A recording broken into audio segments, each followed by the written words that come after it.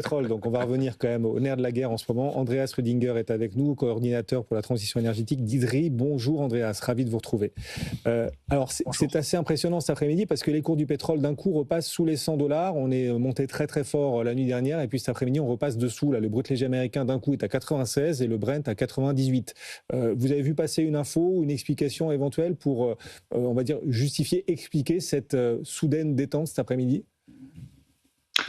Alors, le seul élément qui a réellement changé pour l'instant, c'est l'annonce qui porte sur le potentiel relâchement de réserves stratégiques. Donc, on parle de 300 à 400 millions de barils de la part des pays du G7.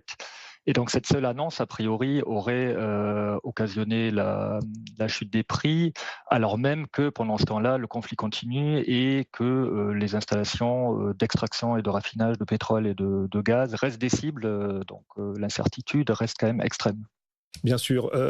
On est quand même étonné d'avoir vu les cours à ce point flamber la nuit dernière, dans la mesure où il y a beaucoup de pétrole dans le monde, beaucoup de production de pétrole. Alors évidemment, le Golfe reste un producteur, une région productrice majeure, mais il y a beaucoup plus de régions de production de pétrole que pendant la guerre du Golfe, par exemple, au début des années 90. Les États-Unis, maintenant, eux aussi, produisent massivement du pétrole. Pour vous, quelle est la part de spéculation dans ce qui s'est passé, la flambée soudaine, supplémentaire, là, des cours qu'on a vécu la nuit dernière? Alors c'est une très bonne question. Je ne pense pas qu'on puisse parler à ce stade de spéculation, mais plutôt d'incertitude. En fait, on est dans un environnement qui est hautement incertain avec un conflit dont personne ne sait comment il va évoluer dans les prochains jours et les prochaines semaines. Vous l'avez évoqué, la région du Golfe, ça reste 30% de la production mondiale de pétrole. C'est 20% du transit de pétrole et de gaz au niveau mondial. Donc c'est quand même important. Le blocage du détroit d'Ormuz aujourd'hui, c'est 20% de pétrole en moins. Donc certes, on a d'autres producteurs, on a les États-Unis qui jouent un rôle beaucoup plus prépondérant, mais ça ne suffit pas pour calmer les marchés et les tensions aujourd'hui sont réelles.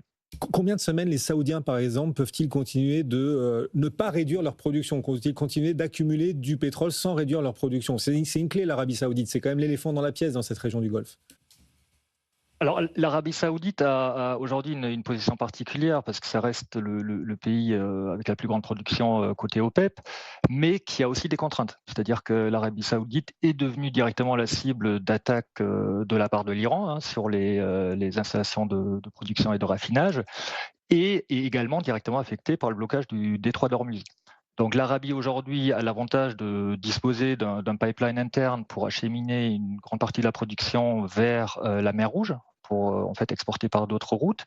Mais en fait, côté dans les ports de la mer Rouge, on n'a pas forcément les capacités suffisantes en fait pour acheminer tout ce pétrole, le mettre sur des navires et donc le faire circuler. Donc même l'Arabie Saoudite est aujourd'hui pris dans l'étau parce qu'en fait, tant qu'on ne débloque pas le détroit d'Ormuz, en fait, tant que tout ce pétrole ne peut pas s'évacuer, à un moment, les stocks domestiques sont pleins.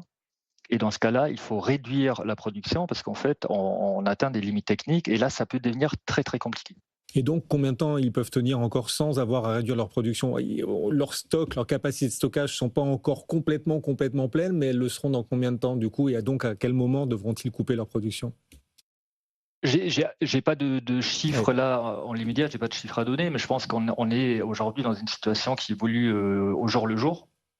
Et donc ça peut changer très rapidement. Et je pense que ces contraintes, c'est aussi ce qu'on voit dans les chiffres, dans les prix de marché. C'est-à-dire qu'aujourd'hui, il y a clairement une prime de risque géopolitique à cause de toutes ces incertitudes. Julien. Oui, bonjour Andrea.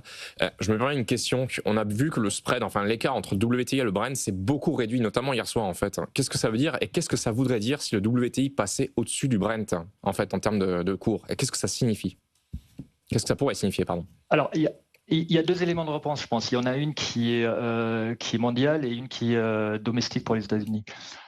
Au niveau mondial, ce que ça montre, c'est qu'en fait, il y a aujourd'hui une forte corrélation entre les indices. Pourquoi? Parce que les États-Unis, il faut le rappeler, sont devenus un des principaux exportateurs et d'ailleurs le principal exportateur pour l'Europe, avec à peu près 20% des importations européennes. Donc en fait, on passe très vite dans le monde d'une corrélation entre les indices.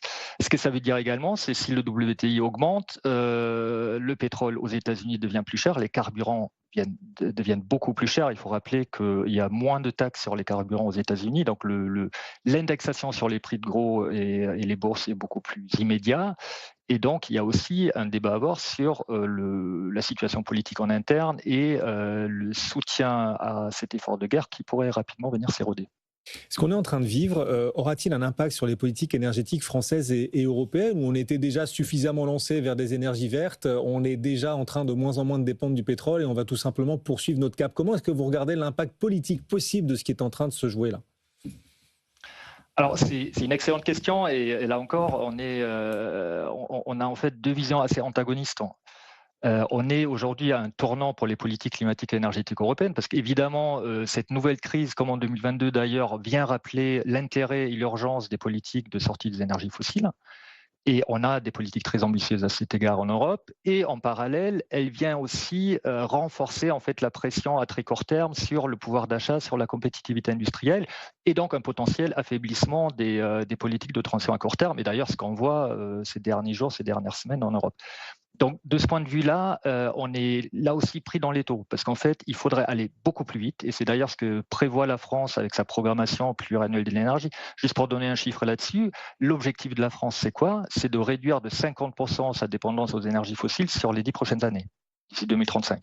Avec à la clé, y compris avant l'explosion des prix, à peu près 200 milliards d'euros d'économies sur la facture énergétique extérieure.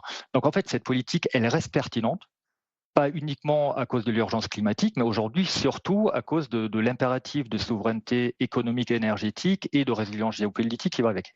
Donc espérons qu'on arrive à aller de l'avant, même si politiquement c'est loin d'être simple. Andreas, une dernière question rapidement. Et si un nouveau front s'ouvrait en matière de gestion des matières premières et qui s'appellerait gestion de l'eau dans la région ? Alors là, on est dans l'impact, on va dire, directement du conflit dans la région, avec, donc, si j'ai bien compris, des installations de désalinisation d'eau qui ont été prises pour cible par l'Iran. Oui. On est dans une région qui dépend très, très majoritairement de ces installations pour son approvisionnement en eau potable. Et en plus, on risque d'avoir un effet qui se coule avec l'impact de potentielles marées noires. Si en fait on a des installations pétrolières offshore ou des navires qui sont de plus en plus ciblés, qui pourraient là aussi créer de nouveaux risques sanitaires. Donc c'est effectivement un nouveau front qui évidemment nous concerne moins directement en Europe, mais qui risque de fortement aggraver la situation humanitaire sur place. D'ores et déjà, une usine de désalinisation là-bas à Bahreïn qui a été endommagée par des tirs iraniens, peut-être d'autres usines de désalinisation amenées à devenir des cibles. 90% de l'eau consommée dans les Émirats ou encore en Arabie Saoudite. Alors en Arabie Saoudite, c'est 70%, et dans les Émirats, 90% de l'eau consommée provient de ces usines-là. Donc c'est une véritable ressource stratégique également, avec en plus, vous le disiez, le risque de marée noire lié au conflit et aux dégâts sur les installations pétrolières. Merci beaucoup de nous avoir accompagnés cet après-midi, d'avoir répondu à nos questions. Andreas Rüdiger pour l'IDRI.